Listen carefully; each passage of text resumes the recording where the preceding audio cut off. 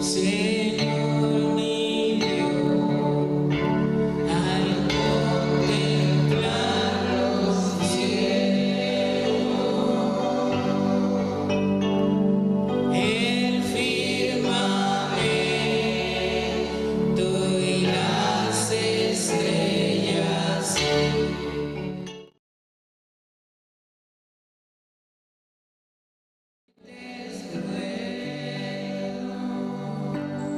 El municipio de San Juan de Urabá está ubicado en el extremo norte del departamento de Antioquia, al final de la cuenca del río que lleva su nombre. San Juan de Urabá posee una extensión de 239 kilómetros cuadrados y una población de 25.000 habitantes, repartidos entre la cabecera municipal y 6 corregimientos.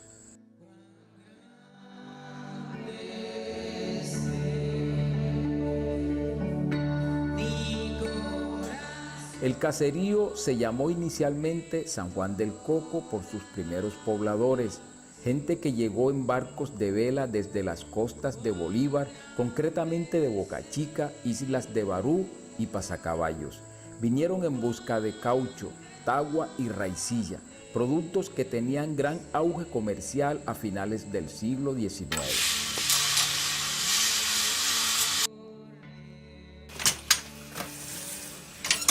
Hoy la economía del municipio está basada más que todo en la agricultura, la ganadería y la pesca. Sin embargo, San Juan de Urabá posee recursos que todavía no aprovecha. Son más de 20 kilómetros de costa sobre el mar Caribe, con playas naturales que lo ubican en un sitio de privilegio entre los municipios ecoturísticos del departamento.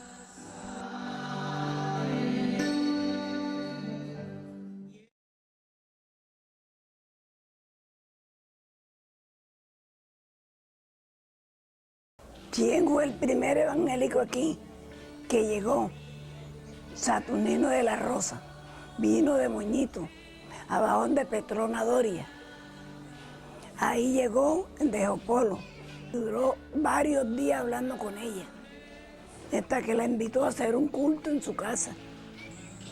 Hasta los años 50, la religión predominante en San Juan de Urabá era la católica, y a partir de ese entonces comienza a percibirse una nueva interpretación de la palabra de Dios con la llegada al pueblo de Saturnino de la Rosa y los hermanos Maturana.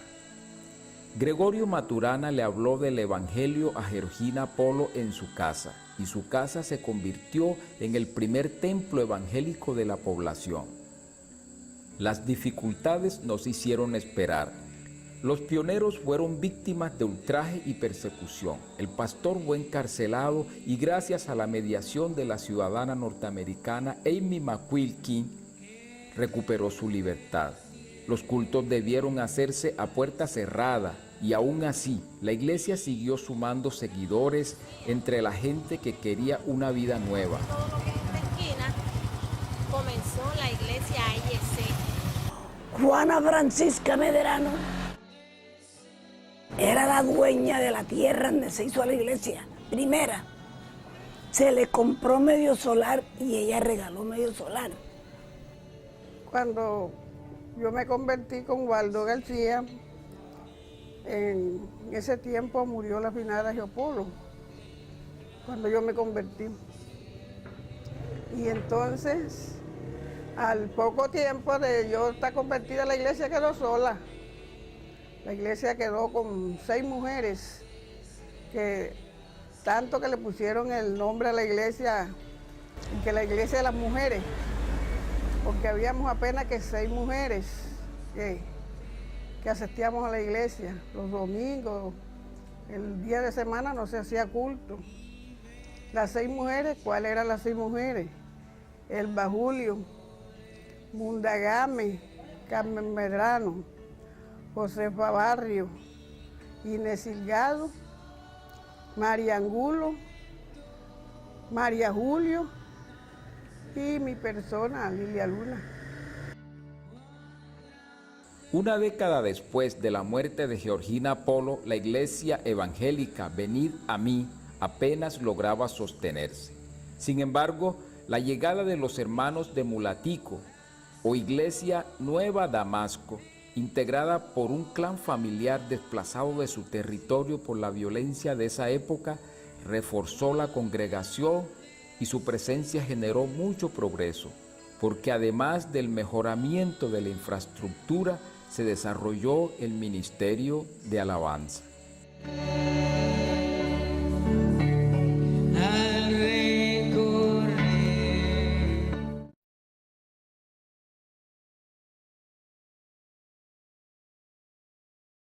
Al llegar a esta región del municipio de San Juan de Urabá, en el mes de julio, el 5 de julio de 2004, Dios me dio una visión con respecto a la iglesia, la cual puedo definir en 3 aspectos.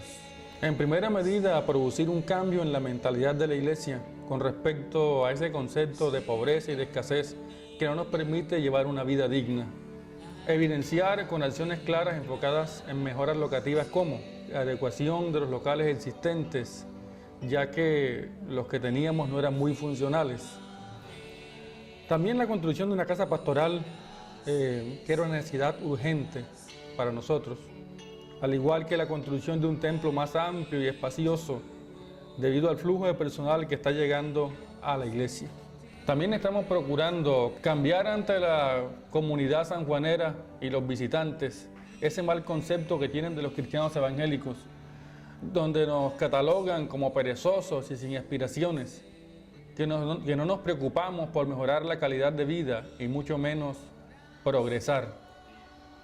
Creo que la motivación, la alegría y la espontaneidad con que participa la comunidad en el desarrollo de las diferentes actividades, tanto espirituales como sociales, las mejoras locativas que hemos hecho, la construcción de la casa pastoral y del nuevo templo, el cual tiene una arquitectura moderna y novedosa y es de gran capacidad, eso muestra claramente lo contrario del pensamiento común y evidencia la clase de Dios que predicamos. al dulce hogar, al cielo de esplendor, le adoraré, cantando la grandeza de su poder y su infinito amor. Mi corazón entona la canción. Cuán grande es Él, cuán grande es Él.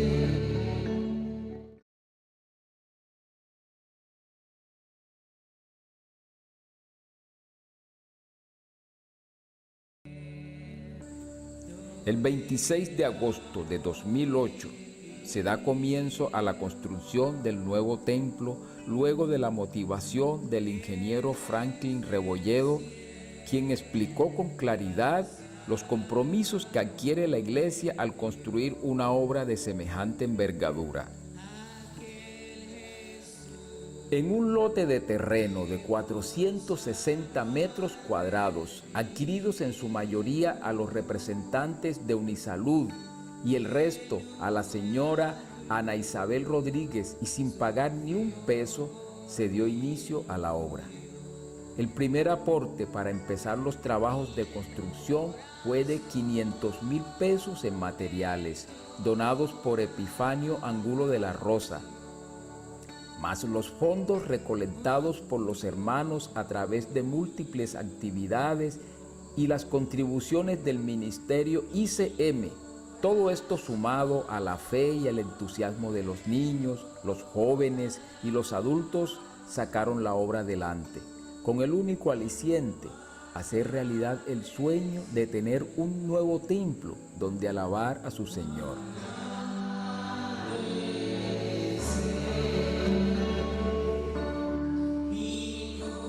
Iniciada la obra, los alimentos empezaron a llegar de todos los lugares de la región. Personas de buen corazón comenzaron a aportar tanto en dinero como en especies, gallinas, carneros, novillas y víveres para el alimento de los hermanos que trabajaban sin descanso y sin cobrar por su labor.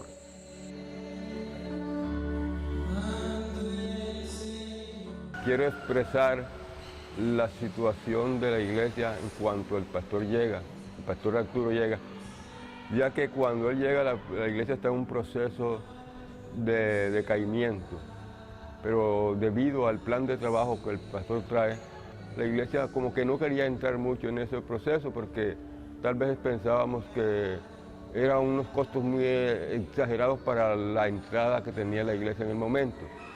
Pero él empezó también a hablarnos de la fe, de la confianza que debíamos tener en el Señor y que las cosas no se iban a dar porque nosotros tuviéramos la capacidad suficiente económicamente hablando para que se diesen las cosas, sino que las cosas se daban porque era la voluntad de Dios y cuando nosotros estamos en la voluntad de Dios las cosas se dan.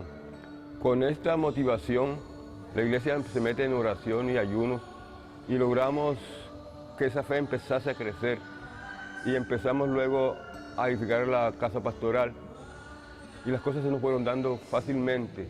Cada día la gente con más fe empezaba a donar y a trabajar y hicimos la casa pastoral. Luego pasamos a lo que es el templo hoy. Y damos gracias a Dios porque este templo realmente es una hermosura y solamente estando bajo la mano de Dios podemos hacer estas cosas. Y empezamos el templo sin dinero, porque realmente no teníamos dinero para empezar esta obra.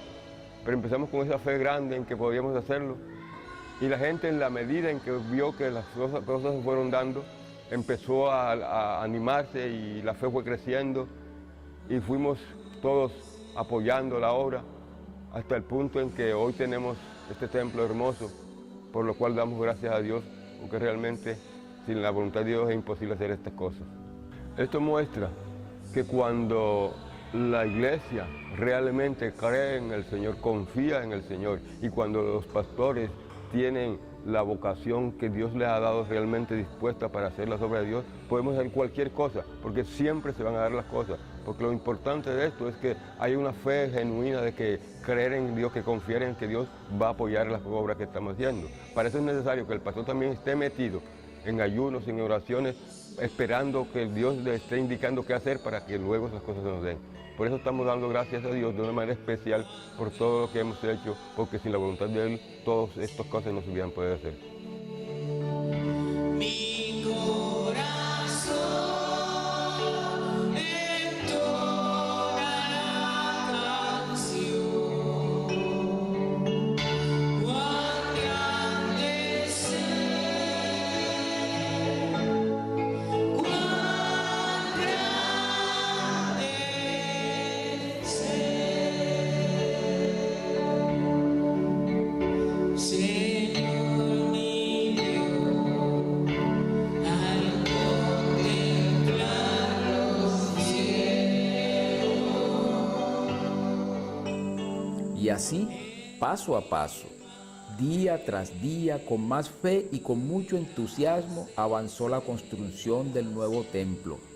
Y ya estaba en su fase final cuando llegó la visita de los representantes del ministerio ICM, los hermanos norteamericanos que han apoyado económicamente este gran proyecto.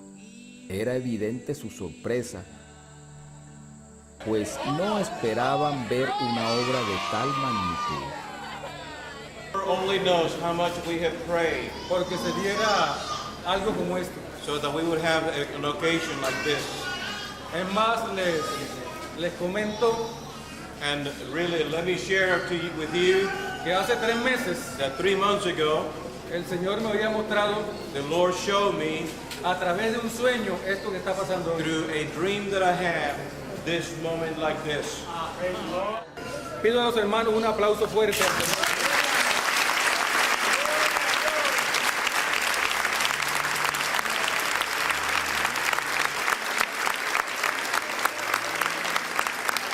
Esto es una demostración que Dios es transformador. And this is a demonstration that the Lord is changing lives.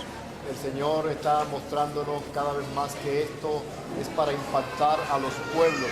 The Lord is showing us every time that this is how we're going to change the town. Porque muchos pueblos siempre han dicho de nosotros los evangélicos, ellos son una pobre gente.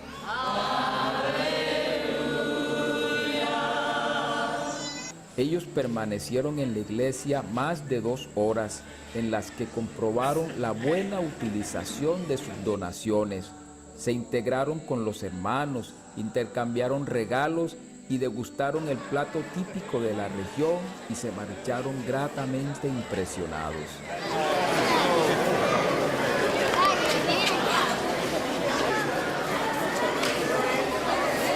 Su visita sirvió para despejar algunas dudas en la comunidad que se estaba preguntando: ¿de dónde están sacando el dinero para construir ese templo?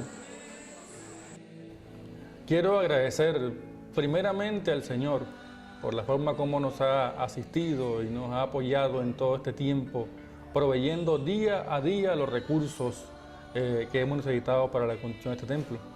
También a todos mis hermanos, los miembros de la iglesia que han colaborado con el único deseo de ver construida esta casa para el Señor. También de una manera muy especial a todos aquellos amigos que, sin ser parte de la iglesia, colaboraron sin pedir nada a cambio. A todos 1000 gracias y que Dios les bendiga.